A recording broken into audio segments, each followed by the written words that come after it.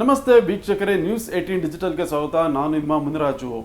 IPL ಮ್ಯಾಚ್ಗಳು ಈಗ ರೋಚಕವಾಗಿ ನಡೀತಾ ಇರೋದು. ಈಗಾಗಲೇ ಏನು RCB ಕೂಡ 2 ತವರಿನ ಪಂದ್ಯಗಳನ್ನು ಗೆದ್ದು ಒಂದು ವಿಜಯ ಬೇರೆಯನ್ನು ಬಾರಿಸಿದ್ರೆ, ಬೇರೆ ಬೇರೆ ತಂಡಗಳು ಕೂಡ ತುಂಬ ರೋಚಕವಾದ ಒಂದು ಫೈಟನ್ನು ಕೊಟ್ಟು ಮ್ಯಾಚ್ಗಳು ಕೂಡ ನಡೀತಾ ಇದ್ದಾವೆ. ಇದೇ ವೇಳೆ ಏನು IPL ಹಂಗಾಮ ಜೋರಾಗ್ತಿದ್ದಂತೆ ಈಗ ಟಿಕೆಟ್ಗಳಿಗೆ ಕೂಡ ಭಾರಿ ಡಿಮ್ಯಾಂಡ್ ಕೂಡ ಸೃಷ್ಟಿಯಾಗಿದ್ದು, ಕಾಳಸಂತೆಯಲ್ಲಿ ಟಿಕೆಟ್ ಮಾರಾಟ ಮಾಡುವಂಥ ಜಾಲಗಳು ಕೂಡ ಈಗ ಹೆಚ್ಚಾಗಿ ಕಂಡು ಬರ್ತಾ ಇದೆ. ಆದ್ರಿಂದ ಇಂಥ ಜಾಲಗಳನ್ನು ಪತ್ತೆ ಹಚ್ಚುವಂಥ ಸಲುವಾಗಿ ಈಗ CCBಯ ಒಂದು ವಿಚಕ್ಷಣಾ ದಳ ಏನಿದೆ ಅವರು ಕೂಡ ಕಾರ್ಯಾಚರಣೆಗೆ ಇಳಿದಿದ್ದು, ನಗರದಲ್ಲಿ ಯಾರು ಕಾಳಸಂತೆಯಲ್ಲಿ ಟಿಕೆಟ್ ಅನ್ನು ಮಾರಾಟ ಮಾಡ್ತಿದ್ದಾರೆ ಅಂಥವ್ರನ್ನ ಪತ್ತೆ ಹಚ್ಚಿ ಅವ್ರ ಮೇಲೆ ಕೇಸ್ ದಾಖಲು ಮಾಡುವಂಥ ಕೆಲಸವನ್ನು ಕೂಡ ಮಾಡ್ತಾ ಇದ್ದಾರೆ. ಏನು ಕಳೆದ ಭಾನುವಾರ ನಡೆದ RCB ಮತ್ತು CSK ನಡುವಿನ ಪಂದ್ಯದ ವೇಳೆ ಏನು ಬ್ಲಾಕ್ ಮಾರ್ಕೆಟ್ನಲ್ಲಿ ಒಂದು ಟಿಕೆಟ್ ಮಾರಾಟ ಮಾಡ್ತಿದ್ದಂಥ ಸುಮಾರು 8 ಮಂದಿಯನ್ನ CCB ಪೊಲೀಸರು ಆನ್ ಸ್ಪಾಟ್ ಅಲ್ಲೇ ಅರೆಸ್ಟ್ ಮಾಡಿದ್ರು. ಅಂದ್ರೆ ಈ 8 ಮಂದಿ ಏನಿದ್ರೆ ಇವರು ಚಿನ್ನಸ್ವಾಮಿ ಸ್ಟೇಡಿಯಂ ಸುತ್ತಮುತ್ತಲೇ ಒಂದು ಟಿಕೆಟ್ಗಳನ್ನ ದುಪ್ಪಟ್ಟು ಬೆಲೆಗೆ ಮಾರಾಟ ಮಾಡ್ತಿರ್ಬೇಕಾದ್ರೆ ಏನು ಪೊಲೀಸರು ಮಫ್ತಿಯಲ್ಲಿ ಕಾರ್ಯಾಚರಣೆಯನ್ನು ನಡೆಸಿ ಅವರನ್ನ ಕೂಡ ತಮ್ಮ ವಶಕ್ಕೆ ಪಡೆದು ವಿಚಾರಣೆ ಮಾಡಿದ್ರು. ಈ ವೇಳೆ ಆರೋಪಿಗಳ ಬಳಿ ಸುಮಾರು 18 ವಿವಿಧ ಬೆಲೆಯ ಟಿಕೆಟ್ಗಳು ಕೂಡ ಪತ್ತೆಯಾಗುತ್ತೆ. ಈ ಒಂದು ಟಿಕೆಟ್ಗಳನ್ನ ಏನು 1 to ಡಬಲ್ ರೇಟ್ ಅಥವಾ ಅದಕ್ಕಿಂತ ಅಧಿಕ ಬೆಲೆಗೆ ಮಾರಾಟ ಮಾಡ್ತಾ ಇದ್ರು ಅಂತೇಳಿಗೂ ಕೂಡ ತನಿಖೆಯಿಂದ ಗೊತ್ತಾಗಿರುವುದು. ಈಗ ಈ ಒಂದು 18 ಟಿಕೆಟ್ಗಳನ್ನು ಕೂಡ ತಮ್ಮ ವಶಕ್ಕೆ ಪಡೆದು ಅವುಗಳನ್ನ ಯಾವ ರೀತಿ ಪಡ್ಕೊಂಡಿದ್ರು ಮತ್ತೆ ಎಲ್ಲಿ ಯಾರ್ಯಾರಿಗೆ ಇದನ್ನ ಮಾರಾಟ ಮಾಡ್ತಾ ಇದ್ರು ಅನ್ನೋದ್ರ ಬಗ್ಗೆ ಕೂಡ ತನಿಖೆಯನ್ನ ಕೈಗೊಂಡಿದ್ದಾರೆ. ಸದ್ಯ ಅವತ್ತು ಮ್ಯಾಚ್ ನಡೀತಿರ್ಬೇಕಾದ್ರೆ ಸುಮಾರು 8 ಮಂದಿ ಏನು ಈ ರೀತಿ ಬ್ಲಾಕ್ ಅಲ್ಲಿ ಟಿಕೆಟ್ ಮಾರ್ತಿದ್ದಂತ ವ್ಯಕ್ತಿಗಳನ್ನ ಅರೆಸ್ಟ್ ಮಾಡ್ತಾರೆ. ಆ ಬಳಿಕ ಇನ್ನು ಉಳಿದಂತೆ ಬೇರೆ ಬೇರೆ ಕಡೆಗಳಲ್ಲಿ ಕಾರ್ಯಾಚರಣೆ ಮಾಡಿದಾಗಲೂ ಕೂಡ ಇನ್ನು 3 ಜನ ಅಧಿಕವಾಗಿ ಸಿಕ್ಕಿರೋದು. ಈ 3 ಮಂದಿ ಮತ್ತು ಪ್ಲಸ್ ಈ 8 ಜನ ಏನಿದ್ರೆ ಒಟ್ಟು 11 ಮಂದಿಯನ್ನ ಈಗ CCB ವಿಚಕ್ಷಣಾ ದಳದ ಪೊಲೀಸರು ಅರೆಸ್ಟ್ ಮಾಡಿ ಹೆಚ್ಚಿನ ತನಿಖೆಯನ್ನು ಕೂಡ ಮಾಡ್ತಾರೆ. ಈ ವೇಳೆ ಆರೋಪಿಗಳ ಬಳಿ ಸುಮಾರು 28 IPL ಟಿಕೆಟ್ಗಳು ಕೂಡ ಪತ್ತೆಯಾಗಿತ್ತು. ಇವುಗಳನ್ನು ವಶಕ್ಕೆ ಪಡೆದು ತನಿಖೆಯನ್ನು ಮಾಡಿದಾಗ ಇವರು ಮಾರ್ಕೆಟ್ ರೇಟ್ಗಿಂತ ಏನು ಅಧಿಕ ಬೆಲೆಗೆ ಮಾರಾಟ ಮಾಡ್ತಾ ಇದ್ರು ಅಂತೇಳಿಗೂ ಕೂಡ ತನಿಖೆಯಿಂದ ಗೊತ್ತಾಗಿದೆ.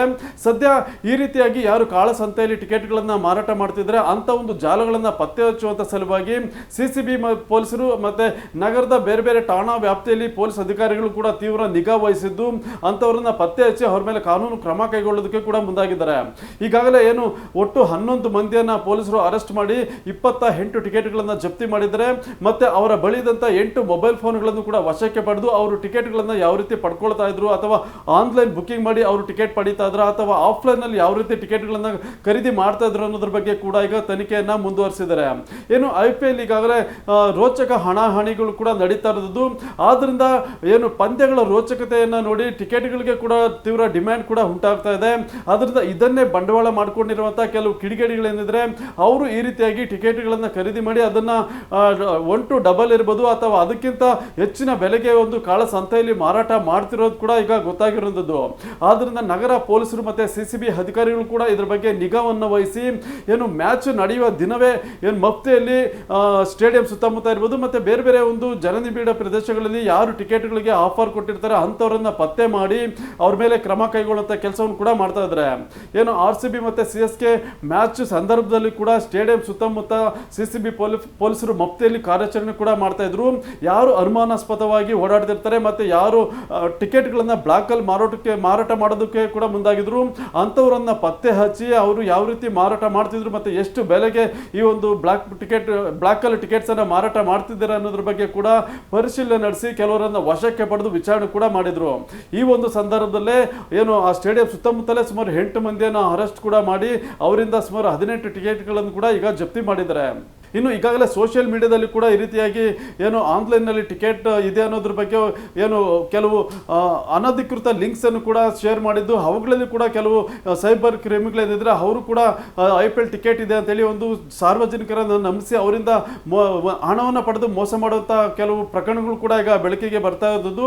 ಆದ್ರಿಂದ ಸಾರ್ವಜನಿಕರು ಕೂಡ ಈ ರೀತಿಯಾಗಿ ಏನು ಬ್ಲಾಕ್ನಲ್ಲಿ ಟಿಕೆಟ್ ಖರೀದಿ ಮಾಡೋದಿರ್ಬೋದು ಮತ್ತೆ ಸೋಷಿಯಲ್ ಮೀಡಿಯಾದಲ್ಲಿ ಏನು ಅನಧಿಕೃತ ಲಿಂಕ್ಗಳನ್ನು ಕ್ಲಿಕ್ ಮಾಡಿ ಅಲ್ಲಿ ಕೂಡ ಟಿಕೆಟ್ ಅನ್ನು ಖರೀದಿ ಮಾಡೋ ನೆಪದಲ್ಲಿ ಹಣ ಕಳ್ಕೊಳ್ಳೋ ಮುನ್ನ ಸ್ವಲ್ಪ ಹುಷಾರಾಗಿರಿ. ಯಾಕಂದ್ರೆ ಈ ರೀತಿ ಸಾರ್ವಜನಿಕರನ್ನ ವಂಚಿಸುವಂತ ಕೆಲವು ಜಾಲಗಳೇ ಈಗ ಹುಟ್ಕೊಳ್ತಾ ಇರೋದ್ರಿಂದ ಸುಮ್ಮನೆ ಏನಾದರೂ ಈ ರೀತಿಯಾಗಿ ಟಿಕೆಟ್ ಬೇಕು ಅಂತೇಳಿ ಏನು ಅನಧಿಕೃತ ಲಿಂಕ್ಗಳನ್ನು ಒತ್ತಿದ್ದೆ ಆದಲ್ಲಿ ನಿಮ್ಮ ಹಣ ಮತ್ತೆ ನಿಮ್ಮ ಜೇಬ್ಗೂ ಕೂಡ ಕನ್ನ ಹಾಕೋದು ಗ್ಯಾರಂಟಿ ಆಗಿರುತ್ತೆ. ಮತ್ತೆ CCB ಪೊಲೀಸರು ಕೂಡ ಇದ್ರ ಬಗ್ಗೆ ನಿಗಾವನ್ನು ವಹಿಸಿದ್ದಾರೆ. ಮತ್ತೆ ಸೈಬರ್ ಕ್ರೈಮ್ ಪೊಲೀಸರು ಕೂಡ ಇದ್ರ ಬಗ್ಗೆ ಜಾಗೃತಿ ಮೂಡಿಸುವಂತ ಕೆಲಸವನ್ನ ಮಾಡ್ತಾ ಇದ್ದು ಕೇವಲ ಅಧಿಕೃತ ವೆಬ್ಸೈಟ್ ಅಲ್ಲಿ ಮಾತ್ರ ಟಿಕೆಟ್ ಖರೀದಿ ಮಾಡಿದ್ರೆ ನಿಮ್ಗೆ ನಿಮಗೆ ಟಿಕೆಟ್ ಸಿಗುತ್ತೆ. ಒಂದು ವೇಳೆ ಮತ್ತೆ ಈ ರೀತಿ ಬ್ಲಾಕಲ್ಲಿ ಕೂಡ ಟಿಕೆಟ್ ಅನ್ನು ಖರೀದಿ ಮಾಡೋದಕ್ಕೆ ಹೋದರೆ ಪೊಲೀಸರು ಕೂಡ ನಿಮ್ಮ ಮೇಲೆ ಹದ್ದಿನ ಕಣ್ಣನ್ನು ಇಟ್ಟಿರ್ತಾರೆ. ಎಚ್ಚರಿಕೆಯಿಂದ ಇರೋದು ಒಳ್ಳೆಯದು. ಇದು ಇವತ್ತಿನ ವಿಶೇಷ. ಮುಂದೆ ಇದೇ ರೀತಿಯ ಸುದ್ದಿಗೋಸ್ಕರ ನೋಡ್ತಾ ಇರಿ ನ್ಯೂಸ್ 18 ಡಿಜಿಟಲ್ ಕನ್ನಡ. ನಿರ್ಭೀತ, ನಿಷ್ಪಕ್ಷಪಾತ, ವಿಶ್ವಾಸಾರ್ಹ ಸುದ್ದಿಗಳಿಗೆ ಮತ್ತೊಂದು ಹೆಸರಾಗಿರುವ ನ್ಯೂಸ್ 18 ಕನ್ನಡ ಈಗ ಆಪ್ನಲ್ಲೂ ಲಭ್ಯವಿದೆ. ದಯವಿಟ್ಟು ಇಲ್ಲಿರುವ QR ಕೋಡ್ ಅನ್ನು ಸ್ಕ್ಯಾನ್ ಮಾಡಿಕೊಂಡು ಆಪ್ ಡೌನ್ಲೋಡ್ ಮಾಡೋದಕ್ಕೆ ಮರಿಬೇಡಿ. ನಿಮ್ಮ ಬೆಂಬಲ ಹೀಗೆ ಸದಾ ನಮ್ಮೊಂದಿಗಿರಲಿ. ಧನ್ಯವಾದ.